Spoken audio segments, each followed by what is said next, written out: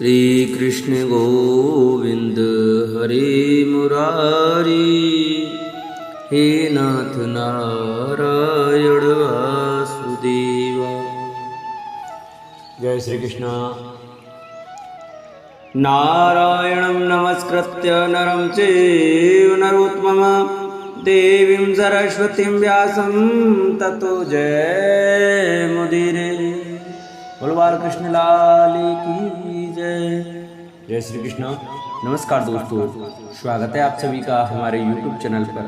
प्रिय भक्तजनों, आज हम आपको आषाढ़ मास के पहले दिन भगवान श्री कृष्ण की लीलाओं का वर्णन सुनाएंगे। हम आपको हरिवंश महापुराण की कथा सुनाएंगे। सभी भक्तजन हमारी हरिवंश महापुराण की कथा को बड़े श्रद्धा भाव और प्रसन्न चित्तमन से सुने। इस कथा को सुनने मात्र से पुत्र रत्न की प्राप्ति होती है। जिन माताओं बहनों के अभी तक पुत्र नहीं हुआ है, वो हमारी हरिवंश महापुराण की कथा को अवश्य सुने। आइए भक्तों, कथा को प्रारंभ करते हैं।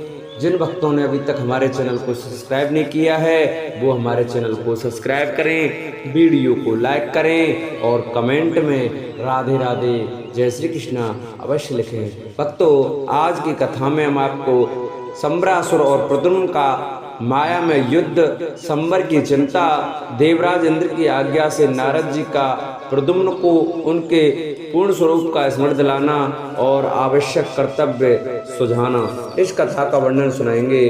तो सभी भक्तजन हमारी हरिवंश महापुराण की कथा को श्रद्धा भाव से सुने। आइए भक्तों, कथा प्रारंभ करते हैं। बोलो हरिवंश महापुराण की जय। बोलो बांके बिहारी लाल की जय। गजाननं भूतगणादिसेवितं, कपितजम्बफलचारुभक्षणं, उमासुतं शोकविनाशकारकं, नमामि विघ्नेश्वरपादपङ्कजं।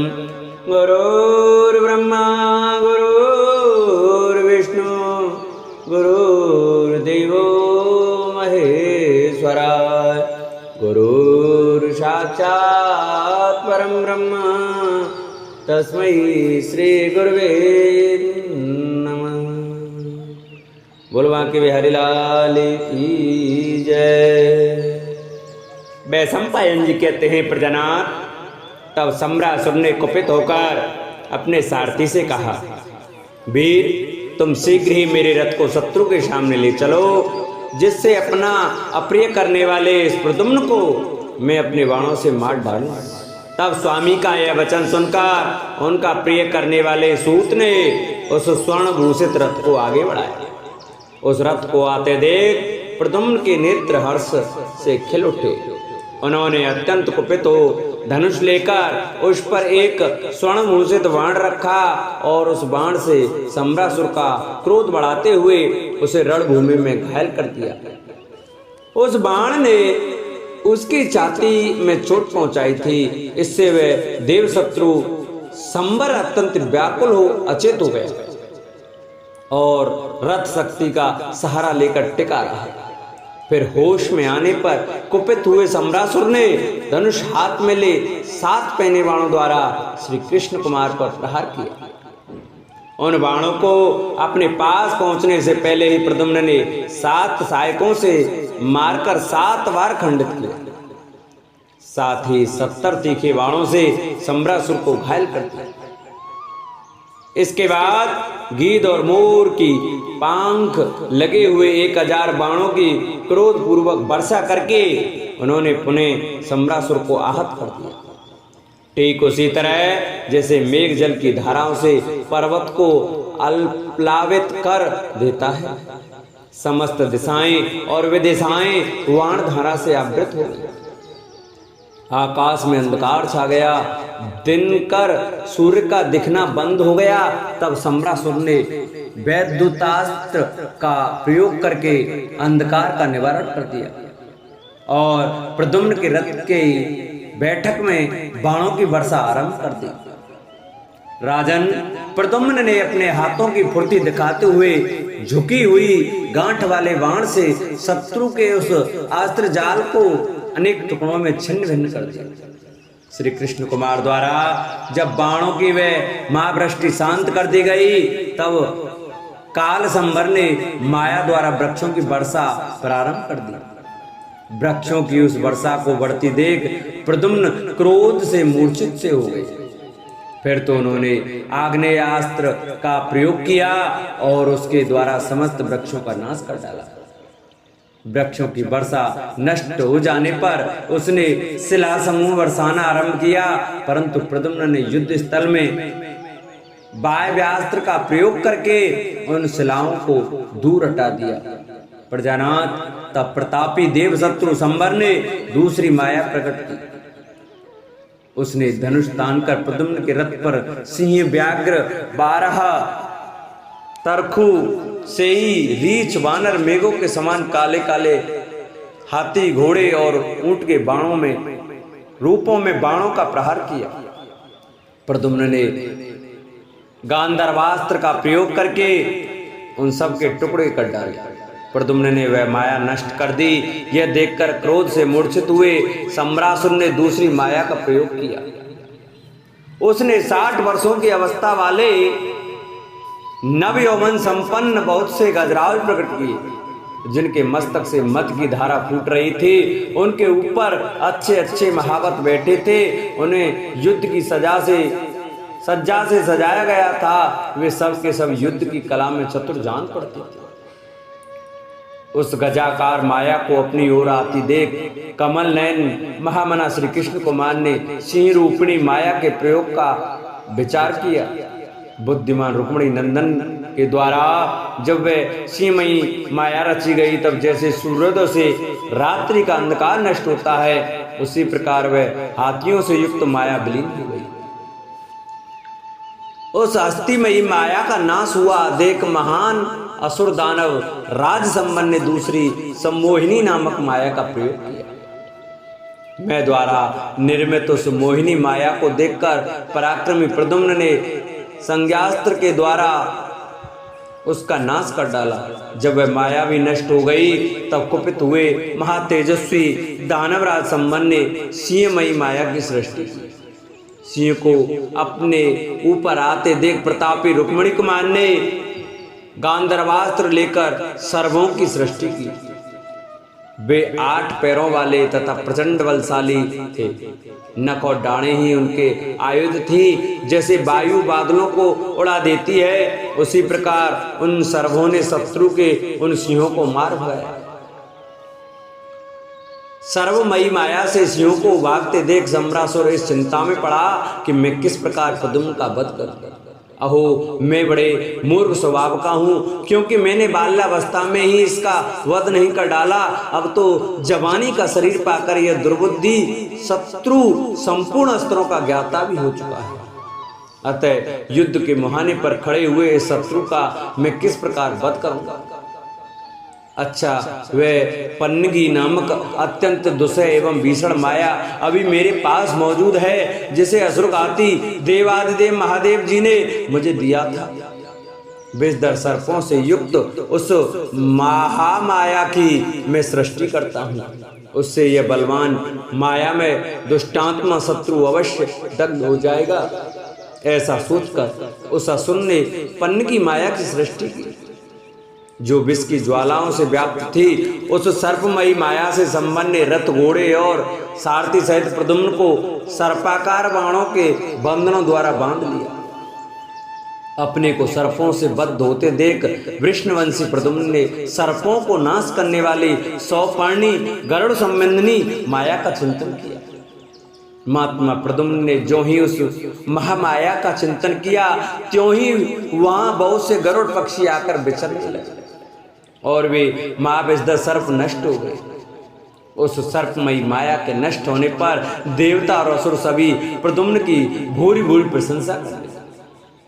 रुक्मिणी का आनंद बढ़ाने वाले महाबाहु वीर, तुमने बहुत अच्छा किया। तुम्हारे द्वारा जो इस माया की पराजय हुई है, इससे हम बहुत संतुष्ट हैं। उस सर्पमयी माया के नष्ट होने पर सम्रासुर ने पुनः सोचा, अभी मेरे पास स्वर्ण भूषित मुद्गर है, जो कालदंड के समान भयंकर है।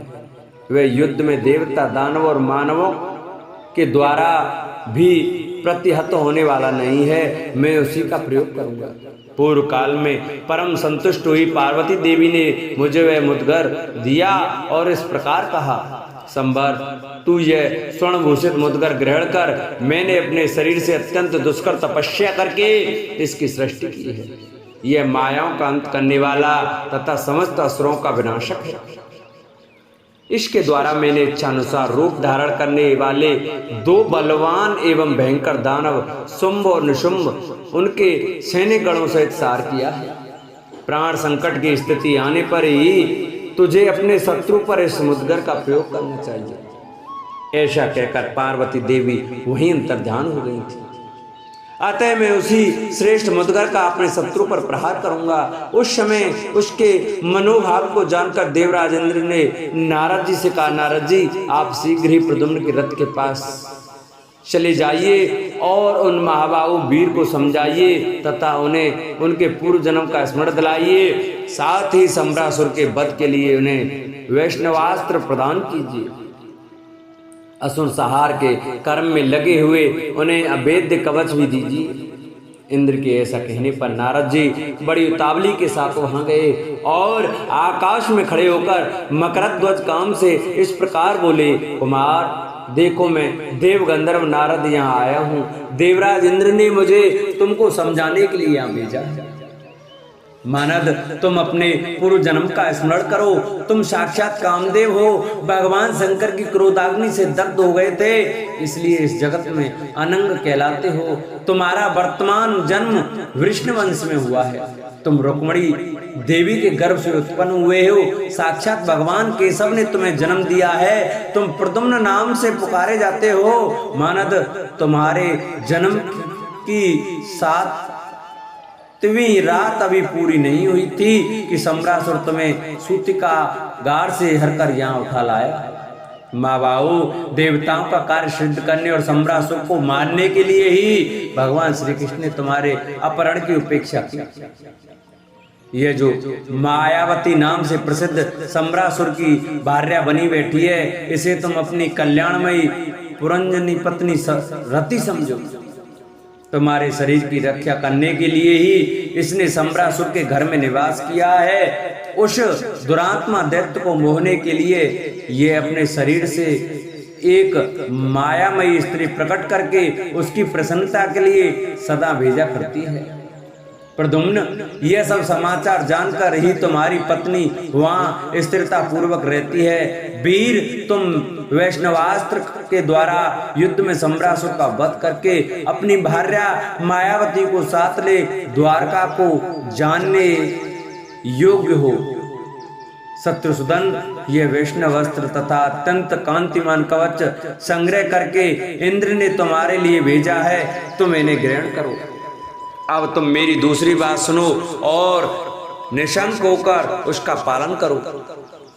तात, इस देवद्रोही का मुद्गर नित्य शक्तिशाली है। पार्वती देवी ने प्रसन्न होकर यह शत्रुनाशक मुद्गर इसे प्रदान किया था। यह संग्राम में देवताओं, दानवों और मानवों के लिए भी अमोघ है। उस अस्त्र का निवारण करने के लिए तुम्हें पार्वती देवी का स्मरण करना चाहिए। युद्ध के लिए उत्सुक रहने वाले वीरों को महादेव भी पार्वती की स्तुति और वंदना अवश्य करनी चाहिए। शत्रु के साथ संग्राम करते समय तुम्हें पार्वती देवी की स्तुति के लिए ही अवश्य प्रयत्न करना चाहिए। ऐसा कहकर नारद जी जहां इंद्र थे वहीं चले गए। बोलो हरिवंश महापुराण की जय।